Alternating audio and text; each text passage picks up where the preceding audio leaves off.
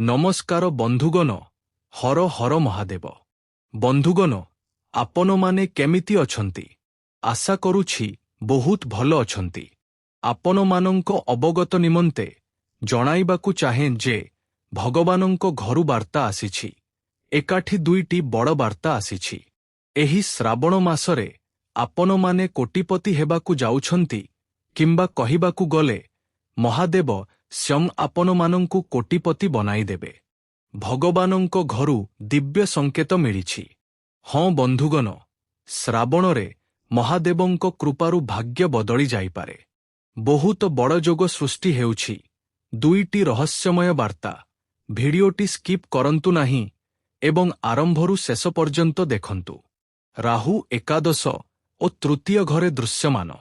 ଆପଣମାନଙ୍କ ଅବଗତ ନିମନ୍ତେ ଜଣାଇବାକୁ ଚାହେଁ ଯେ ଆପଣମାନେ କେବେ ଅନୁଭବ କରିଛନ୍ତି କି କୌଣସି କାରଣ ବିନା ବାରମ୍ବାର କୌଣସି ସଂକେତ ଆପଣଙ୍କ ଜୀବନରେ ଆସିବାକୁ ଲାଗିଥାଏ। କେବେ କୌଣସି ପକ୍ଷୀ ଆପଣଙ୍କ ଘର ଛାତ ଉପରେ ବସିଯାଏ, କେବେ କୌଣସି ଶୁଭ ସ୍ୱପ୍ନ ଦେଖାଯାଏ, ଆଉ କେବେ ମନ ଭିତରେ ଏକ ଅଦ୍ଭୁତ ଶାନ୍ତି ମଧ୍ୟ ଓହ୍ଲାଇ ଆସେ। ବନ୍ଧୁଗଣ, ଆଗାମୀ ସମୟ ଆପଣଙ୍କ ଜୀବନ ପାଇଁ ସବୁଠାରୁ ବିଶେଷ ଏବଂ ଲାଭଦାୟକ ସମୟ ହୋଇପାରେ। ଏପରି ସମୟର ନିର୍ମାଣ ଆପଣଙ୍କ ଜୀବନରେ ପ୍ରଥମ ଥର ପାଇଁ ହୋଇଛି। ଏହାକୁ ମଜା ବୋଲି ଭାବି ଭୁଲ କରନ୍ତୁ ନାହିଁ ଏବଂ ଏକଦମ ଆରମ୍ଭରୁ ଶେଷ ପର୍ଯ୍ୟନ୍ତ ଦେଖନ୍ତୁ, କାରଣ ଏପରି ଚମତ୍କାରୀ ପରିବର୍ତ୍ତନ ଆପଣଙ୍କ ଜୀବନରେ ପ୍ରଥମ ଥର ପାଇଁ ଘଟିବାକୁ ଯାଉଛି। ବନ୍ଧୁଗଣ, ଜ୍ୟୋତିଷ ଶାସ୍ତ୍ରରେ ଅନେକ ଲୋକ ଏଗୁଡ଼ିକୁ ଶୁଭ ସଂକେତ ରୂପେ ଦେଖିଥାନ୍ତି। ଆଜିର ଏହି ଭିଡ଼ିଓରେ ଆମେ ଶ୍ରାବଣ ମାସ, ଗ୍ରହର ପ୍ରଭାବ ଏବଂ ସେହି ଦୁଇଟି ବିଶେଷ ସଂକେତ ବିଷୟରେ ଆଲୋଚନା କରିବୁ ଯାହାକୁ ବହୁ ପରମ୍ପରାରେ ଶୁଭ ପରିବର୍ତ୍ତନର ପ୍ରତୀକ ଭାବେ ଗ୍ରହଣ କରାଯାଏ। ମୁଁ ଆପଣଙ୍କୁ ପ୍ରତିଶ୍ରୁତି ଦେଉଛି, ଆପଣଙ୍କ ସମୟ ନଷ୍ଟ କରିବି ନାହିଁ ବରଂ ସେହି ସତ୍ୟ ଆପଣଙ୍କ ପାଖରେ ପହଞ୍ଚାଇବି ଯାହା ଏପର୍ଯ୍ୟନ୍ତ ଆପଣଙ୍କ ପାଖରେ ପହଞ୍ଚି ନାହିଁ। ଭିଡ଼ିଓଟିକୁ ଶେଷ ପର୍ଯ୍ୟନ୍ତ ନିଶ୍ଚୟ ଦେଖନ୍ତୁ, କାରଣ ଶେଷ ଉପାୟଟି ଶ୍ରାବଣରେ ବିଶେଷ ମହତ୍ତ୍ୱ ରଖିଥାଏ ଏବଂ ମୁଁ ଏତିକି ତ କହିପାରିବି ଯେ ଆଗାମୀ ସମୟ ଆପଣଙ୍କ ଜୀବନ ପାଇଁ ସବୁଠାରୁ ବିଶେଷ ଏବଂ ଲାଭଦାୟକ ସମୟ ହୋଇପାରେ। ସେହିପରି ପ୍ରଥମ ବାର୍ତ୍ତାଟି ମନୋଯୋଗ ଦେଇ ଶୁଣିବେ। ଆପଣଙ୍କ ମଙ୍ଗଳ ପାଇଁ ହିଁ ଭଗବାନ ମହାଦେବ ଏକ ପାରା ମାଧ୍ୟମରେ ଦୁଇଟି ବଡ଼ ବାର୍ତ୍ତା ପଠାଇଛନ୍ତି, ଯାହା ଆପଣଙ୍କ ଛାତ ଉପରେ ଆସିବାକୁ ଯାଉଛି। ମହାଦେବଙ୍କ କୃପାର ସମୟ ଅର୍ଥାତ୍ ଶ୍ରାବଣ ମାସ ଭଗବାନ ଶିବଙ୍କୁ ସମର୍ପିତ ବୋଲି ମନାଯାଏ ଏବଂ ଏକଥା ସମସ୍ତେ ଜାଣନ୍ତି। ଏହି ସମୟରେ ଯଦି ଆପଣଙ୍କ କୁଣ୍ଡଳୀରେ ଗୁରୁ ଶୁଭ ଭାବରେ ଥାନ୍ତି ଏବଂ ଶନି ଯଦି କର୍ମଭାବକୁ ମଜବୁତ କରୁଥାନ୍ତି, ତେବେ ପରିଶ୍ରମର ଫଳ ପାଇବାର ସୁଯୋଗ ବଢ଼ିପାରେ। ମୁଁ ମାନୁଛି ଯେ ରାହୁ ତୃତୀୟ କିମ୍ବା ଏକାଦଶ ଘରେ ଅଛି, ଯାହାଫଳରେ ବିବାହରେ କିଛିଟା ଅସୁବିଧା ଆସିପାରେ। କିନ୍ତୁ ମନେ ରଖିବେ, ଗୁରୁ ଶୁଭ ଭାବରେ ଅଛନ୍ତି ଏବଂ ଶନି କର୍ମ ଭାବରେ ଅଛନ୍ତି। ତେଣୁ ଏ କ୍ଷେତ୍ରରେ ଆପଣ ପରିଶ୍ରମର ଫଳ ନିଶ୍ଚୟ ପାଇବେ। ଏଥିସହ ଏହାର ଅର୍ଥ ଏହା ନୁହେଁ ଯେ ପ୍ରୟାସ ବିନା ଧନ ବର୍ଷା ହେବାକୁ ଲାଗିବ, ବରଂ ଏହାର ଅର୍ଥ ହେଲା ଏକ ସଠିକ୍ ସୁଯୋଗ ମିଳିବାର ସମ୍ଭାବନା ବୃଦ୍ଧି ପାଇବା। ଅନେକଙ୍କ ଅଟକି ରହିଥିବା କାମ ଆଗକୁ ବଢ଼ିପାରେ। ଚାକିରି, ବ୍ୟାପାର ବା ନୂତନ ସୁଯୋଗ ମଧ୍ୟ ଆପଣ ପାଇପାରିବେ। ବନ୍ଧୁଗଣ, ସମୟ ବହୁତ କମ୍ ଅଛି। ଭିଡ଼ିଓଟି ସ୍କିପ୍ କରନ୍ତୁ ନାହିଁ ଏବଂ ଆରମ୍ଭରୁ ଏକଦମ ଶେଷ ପର୍ଯ୍ୟନ୍ତ ଦେଖନ୍ତୁ। ଆପଣଙ୍କ ଜୀବନ ସମ୍ପୂର୍ଣ୍ଣ ରୂପେ ବଦଳିଯିବ। ଏହି କଥାର ମୁଁ ଆପଣଙ୍କୁ ଗ୍ୟାରେଣ୍ଟି ପର୍ଯ୍ୟନ୍ତ ଦେଇପାରିବି, କାରଣ ଏହି ସମୟରେ ବ୍ରହ୍ମାଣ୍ଡର ଶକ୍ତିଗୁଡ଼ିକ ଆପଣଙ୍କୁ ସମ୍ପୂର୍ଣ୍ଣ ରୂପେ ମାଲାମାଲ କରିବା ପାଇଁ ସକ୍ରିୟ ହୋଇଯାଇଛନ୍ତି। ଏବେ ଯାହା ସବୁ ହେବ, ତାହା ଆପଣ ଜନ୍ମଜନ୍ମାନ୍ତର ପର୍ଯ୍ୟନ୍ତ ମନେ ରଖିବେ। ଦ୍ୱିତୀୟ ଏବଂ ସବୁଠାରୁ ଗୁରୁତ୍ୱପୂର୍ଣ୍ଣ ବାର୍ତ୍ତାଟି ଶୁଣନ୍ତୁ। ପାରାର ପ୍ରତୀକ ଅର୍ଥାତ୍ ଭାରତୀୟ ପରମ୍ପରାରେ ଆପଣ ତ ଜାଣିଛନ୍ତି ଯେ ପାରାକୁ ଅନେକ ସ୍ଥାନରେ ଶାନ୍ତି ବାର୍ତ୍ତା ଏବଂ ନୂତନ ଆରମ୍ଭର ପ୍ରତୀକ ଭାବେ ମନାଯାଏ। ଆଉ ପାରା ଭିତରେ ସବୁକିଛି ପୂର୍ବରୁ ହିଁ ବିଦ୍ୟମାନ ଥାଏ, କାରଣ ସେମାନେ ଅତ୍ୟନ୍ତ ଚାଲାକ ପକ୍ଷୀ ଭାବେ ପରିଚିତ। ଯଦି ଜୀବନରେ କ୍ରମାଗତ ସଂଘର୍ଷ ରହିଛି, ତେବେ ଏହି ସମୟଟି ମନକୁ ଶାନ୍ତ ରଖି ସଠିକ୍ ନିଷ୍ପତ୍ତି ନେବାର ସଂକେତ ମଧ୍ୟ ହୋଇପାରେ। ସେ ଦିନ ଦୂର ନୁହେଁ ବନ୍ଧୁଗଣ, ଯେତେବେଳେ ଆପଣ ଦିନ ଦ୍ୱିଗୁଣା ରାତି ଚଉଗୁଣା ଅଗ୍ରଗତି କରିବେ ଏବଂ ଏହି ଶ୍ରାବଣ ମାସରେ ଅର୍ଥାତ୍ ଅଗଷ୍ଟ ମାସ ମଧ୍ୟରେ ହିଁ ଆପଣଙ୍କ ଜୀବନରେ ଧନର ବର୍ଷା ହେବ। ମନେ ରଖନ୍ତୁ, ପ୍ରତ୍ୟେକ ସଂକେତର ଅର୍ଥ ବ୍ୟକ୍ତିର ପରିସ୍ଥିତି ଏବଂ କର୍ମ ସହିତ ଜଡ଼ିତ ହୋଇଥାଏ ଏବଂ କୌଣସି ସଂକେତ ଛୋଟ ନୁହେଁ। ଯାହାଙ୍କ ଉପରେ ବ୍ରହ୍ମାଣ୍ଡର ଶକ୍ତିଗୁଡ଼ିକ ମେବାନ ଥାନ୍ତି, କେବଳ ତାଙ୍କ ଜୀବନରେ ଏତେ ବଡ଼ ବଡ଼ ଦେବଦେବୀଙ୍କ ଚମତ୍କାର ଘଟିଥାଏ। ମହାଦେବ, ମାତା ଦୁର୍ଗା ଓ ବଜରଙ୍ଗବଳୀଙ୍କ ବିଶେଷ କୃପା ଆପଣଙ୍କ ଉପରେ ପ୍ରାପ୍ତ ହେଉଛି। ତେଣୁ ଭିଡ଼ିଓଟି ସ୍କିପ୍ କରନ୍ତୁ ନାହିଁ ଏବଂ ଆରମ୍ଭରୁ ଏକଦମ ଶେଷ ପର୍ଯ୍ୟନ୍ତ ଦେଖନ୍ତୁ, କାରଣ ଏବେ ଯାହା ହେବାକୁ ଯାଉଛି ତାହା ଦେଖି ଆପଣଙ୍କ ହୋସ୍ ଉଡ଼ିଯିବ। ବନ୍ଧୁଗଣ, ଉପରଲା ଆପଣଙ୍କ ପାଇଁ ବହୁତ ବଡ଼ ଯୋଜନା ତିଆରି କରିଛନ୍ତି। ତେଣୁ ଏହି ସମୟରେ ପାରା ମାଧ୍ୟମରେ ଆପଣ 3ଟି ବଡ଼ ବାର୍ତ୍ତା ପାଇବେ ଏବଂ ଏହି ବାର୍ତ୍ତା ମାଧ୍ୟମରେ ଆପଣ ଆପଣଙ୍କ ଭାଗ୍ୟକୁ ବଦଳାଇ ପାରିବେ। ବର୍ତ୍ତମାନ ଆମେ ଗ୍ରହର ପ୍ରଭାବ ବିଷୟରେ କଥା ହେବା। ଏହି ସମୟରେ ଯଦି ଆପଣଙ୍କ କୁଣ୍ଡଳୀରେ ଗୁରୁ ଶୁଭ ଦୃଷ୍ଟି ଦେଉଛନ୍ତି, ଶୁକ୍ର ଧନଭାବକୁ ମଜବୁତ କରୁଛନ୍ତି, କିମ୍ବା ଚନ୍ଦ୍ର ମନକୁ ସ୍ଥିର କରୁଛନ୍ତି ଏବଂ ଶନି ଆପଣଙ୍କ କର୍ମର ସାଥ ଦେଉଛନ୍ତି, ତେବେ ଆପଣଙ୍କୁ 1% ମଧ୍ୟ ଚିନ୍ତା କରିବାର କୌଣସି ଆବଶ୍ୟକତା ନାହିଁ। ଦୀର୍ଘ ସମୟରୁ ଅଟକି ରହିଥିବା କାମଗୁଡ଼ିକ ପୂର୍ଣ୍ଣ ହେବାର ସମ୍ଭାବନା ସୃଷ୍ଟି ହୋଇପାରେ। ରାହୁ ଏବଂ କେତୁ କେବେ କେବେ ଭ୍ରମ ମଧ୍ୟ ସୃଷ୍ଟି କରନ୍ତି। ତେଣୁ କୌଣସି ବଡ଼ ନିଷ୍ପତ୍ତିରେ ଆପଣଙ୍କୁ ଆଦୌ ତରବରିଆ ହେବାକୁ ପଡ଼ିବ ନାହିଁ। ମନେ ରଖିବେ, ମହାଦେବଙ୍କ ଆଶୀର୍ବାଦ କେବଳ ସେହି ବ୍ୟକ୍ତିଙ୍କ ଉପରେ ଥାଏ ଯିଏ ସବୁବେଳେ ପରିଶ୍ରମ କରିବାରେ ବିଶ୍ୱାସ ରଖନ୍ତି ଏବଂ କେବେ ବି ଅନ୍ୟ କୌଣସି ବ୍ୟକ୍ତିଙ୍କ ପଦ୍ଧତିକୁ ଦେଖି ଈର୍ଷା କରନ୍ତି ନାହିଁ, ଲୋକଙ୍କ ସହିତ ତୁଳନା କରନ୍ତି ନାହିଁ, ବରଂ ସବୁବେଳେ ପ୍ରୟାସ ଜାରି ରଖନ୍ତି, ପରିଶ୍ରମ ତଥା ନିଜ ଉପରେ ଭରସା ରଖନ୍ତି ଏବଂ ଦେବଦେବୀଙ୍କ ଉପରେ ବିଶ୍ୱାସ ରଖନ୍ତି ଯେ ଭଗବାନ କେବେ ବି ମୋ ପରିଶ୍ରମକୁ ବୃଥା ଯିବାକୁ ଦେବେ ନାହିଁ। ଏପରି ବ୍ୟକ୍ତିଙ୍କ ଉପରେ ହିଁ ଭଗବାନଙ୍କ ବିଶେଷ କୃପା ପ୍ରାପ୍ତ ହୋଇଥାଏ ଏବଂ ଏହି ସମୟ ଆପଣଙ୍କ ଉପରେ ମହାଦେବ ମେବାନ ଅଛନ୍ତି। ତେଣୁ ଚିନ୍ତା କରିବା ଉଚିତ ନୁହେଁ। ଏକ ଛୋଟ କାହାଣୀ ମୁଁ ଆପଣଙ୍କୁ ଶୁଣାଇବାକୁ ଚାହେଁ। ଅଧିକ ସମୟ ନେବି ନାହିଁ, ମନୋଯୋଗ ଦେଇ ଶୁଣନ୍ତୁ। ଗୋଟିଏ ଗାଁରେ ଜଣେ ଗରିବ ବ୍ୟକ୍ତି ପ୍ରତିଦିନ ଶିବ ମନ୍ଦିର ଯାଉଥିଲେ। ସେ କେବେ ବି ଭଗବାନଙ୍କଠାରୁ ଧନ ମାଗିନଥିଲେ। ସେ କେବଳ ଏତିକି କହୁଥିଲେ, ହେ ମହାଦେବ, ହେ ପରମ ପିତା, ହେ ପରମେଶ୍ୱର, ମୋତେ ସଠିକ୍ ରାସ୍ତା ଦେଖାଇ ଦିଅନ୍ତୁ। ଅନେକ ଦିନ ପର୍ଯ୍ୟନ୍ତ କିଛି ବଦଳିଲା ନାହିଁ, କିନ୍ତୁ ଦିନେ ତାଙ୍କୁ ଏପରି ଏକ ସୁଯୋଗ ମିଳିଲା ଯାହା ତାଙ୍କ ପରିଶ୍ରମକୁ ପରିଚୟ ଦେଇଥିଲା। ଧୀରେ ଧୀରେ ତାଙ୍କ ଜୀବନ ବଦଳିଗଲା ଏବଂ ଯେଉଁ ଲୋକମାନେ ତାଙ୍କୁ ତାଚ୍ଛଲ୍ୟ କରୁଥିଲେ ସେମାନେ ମଧ୍ୟ ତାଙ୍କର ପ୍ରଶଂସା କରିବାକୁ ଲାଗିଲେ। ବନ୍ଧୁଗଣ, ଏହି କାହାଣୀର ମୁଖ୍ୟ ବାର୍ତ୍ତା ହେଉଛି ଯେ ଭଗବାନ ସୁଯୋଗ ଦେଇପାରନ୍ତି, କିନ୍ତୁ ସଫଳତା କର୍ମରୁ ହିଁ ମିଳିଥାଏ। ଆପଣଙ୍କୁ ସବୁବେଳେ କର୍ମ କରିବା ଉଚିତ, କାରଣ କର୍ମର ଫଳ ଆଜି ନହେଲେ କାଲି ଆପଣଙ୍କୁ ନିଶ୍ଚୟ ମିଳିବ। ଏହି ସମୟରେ ସବୁଠାରୁ ଅଧିକ କେଉଁମାନେ ଲାଭ ପାଇବାର ସମ୍ଭାବନା ରହିଛି? ସେହି ଲୋକମାନେ ଯେଉଁମାନେ ବହୁତ ପରିଶ୍ରମ କରୁଛନ୍ତି, ଆଶା ଭରସାରେ ଜୀବନ ବିତାଉଛନ୍ତି, ଯାହାଙ୍କ ଟଙ୍କା ବହୁତ ଦୀର୍ଘ ସମୟରୁ ଅଟକି ରହିଛି ଏବଂ ମିଳିବାର ସମ୍ଭାବନା ଅଛି, ସେପରି ଲୋକଙ୍କ ଭାଗ୍ୟ ଚମକିପାରେ। ଯେଉଁମାନେ ନୂତନ ଚାକିରି କିମ୍ବା ବ୍ୟାପାରର ପ୍ରସ୍ତୁତି କରୁଛନ୍ତି, କିନ୍ତୁ ବହୁଦିନରୁ ଚାକିରି ଲାଗୁନାହିଁ ବା ବ୍ୟାପାର ସେତେ ଭଲ ଚାଲୁନାହିଁ, ସେହି ଲୋକଙ୍କ ପାଇଁ ଏହି ସମୟ ଭାଗ୍ୟ ପରିବର୍ତ୍ତନର ଏକ ବଡ଼ ଟର୍ଣ୍ଣିଂ ପଏଣ୍ଟ ସାବ୍ୟସ୍ତ ହୋଇପାରେ। ଯିଏ ପରିବାରର ଦାୟିତ୍ୱ ନିର୍ବାହ କରୁଛନ୍ତି ଏବଂ ନିଜ କାନ୍ଧରେ ବହୁତ ବୋଝ ରଖିଛନ୍ତି କିନ୍ତୁ ଦାୟିତ୍ୱରୁ ପଳାୟନ କରୁନାହାନ୍ତି, ସେହି ଲୋକଙ୍କ ପାଇଁ ସୁନାମୟ ସମୟ ଆରମ୍ଭ ହୋଇଯାଇଛି। ଯିଏ ସଚ୍ଚୋଟତାର ସହ ଆଗକୁ ବଢ଼ିବାକୁ ଚାହାନ୍ତି, ତାଙ୍କ ଉପରେ ଏହି ସମୟରେ ମହାଦେବଙ୍କ ଆଶୀର୍ବାଦ ପ୍ରାପ୍ତ ହେବ ଏବଂ ଏହି ଶ୍ରାବଣ ମାସରେ ଆପଣ କୋଟିପତି ମଧ୍ୟ ହୋଇପାରିବେ।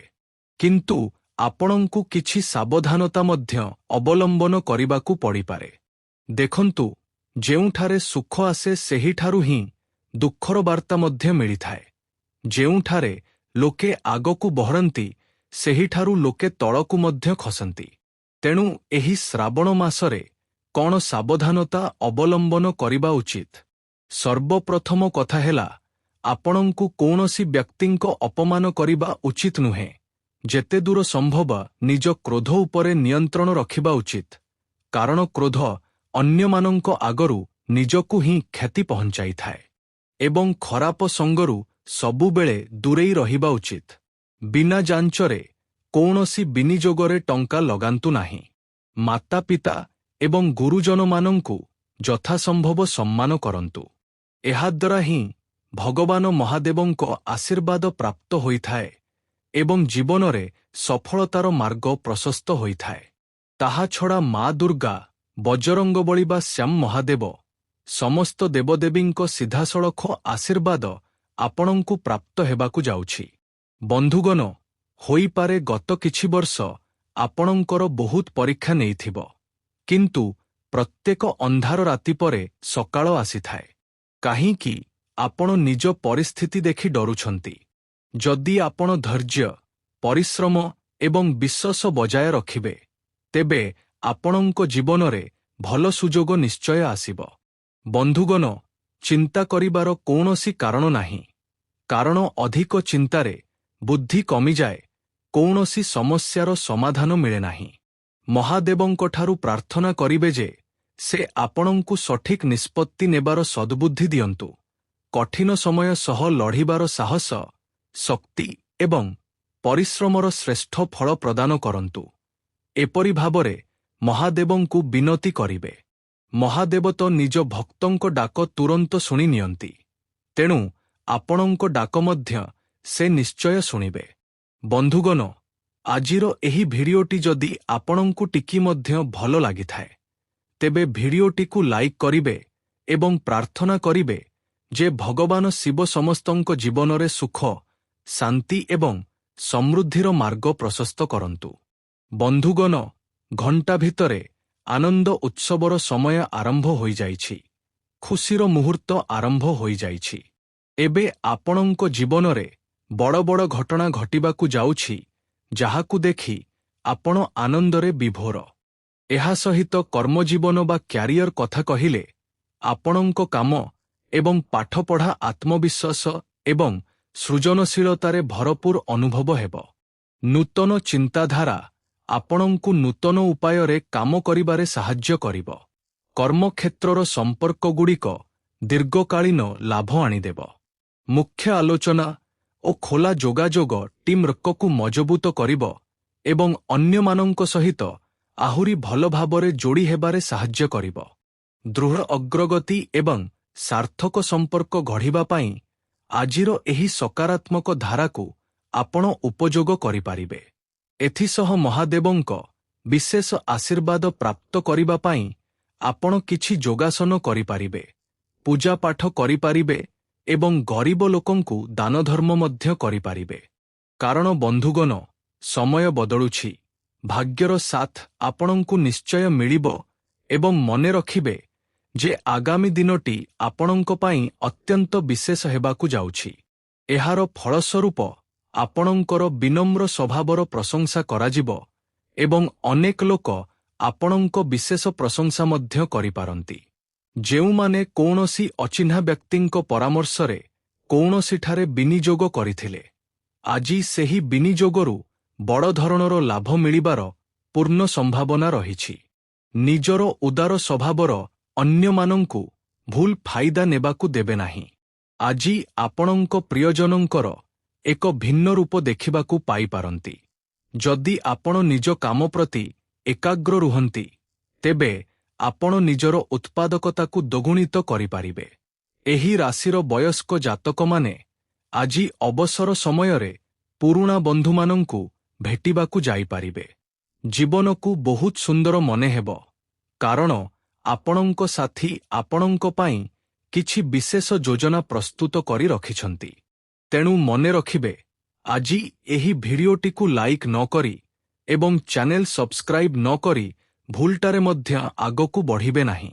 ଦେଖନ୍ତୁ, ଏକ ସୁଖଦ ପାରିବାରିକ ଜୀବନ ପାଇଁ ଆପଣ ଚାହିଁଲେ ଶନିଦେବଙ୍କୁ ତେଲ ଦ୍ୱାରା ଅଭିଷେକ କରିପାରିବେ କିମ୍ବା ଭଗବାନ ବଜରଙ୍ଗବଳୀଙ୍କର ପୂଜାପାଠ କରିପାରିବେ।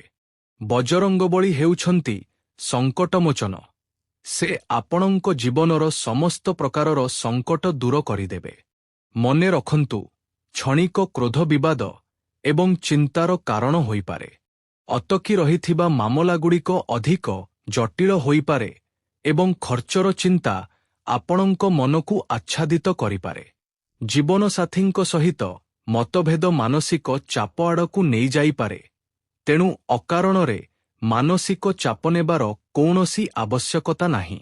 ଜୀବନର ଏକ ବଡ଼ ଶିକ୍ଷା ହେଉଛି ଏହି ସତ୍ୟକୁ ଗ୍ରହଣ କରିବା ଯେ ଅନେକ ଜିନିଷକୁ ବଦଳାଇବା ଅସମ୍ଭବ ଅଟେ।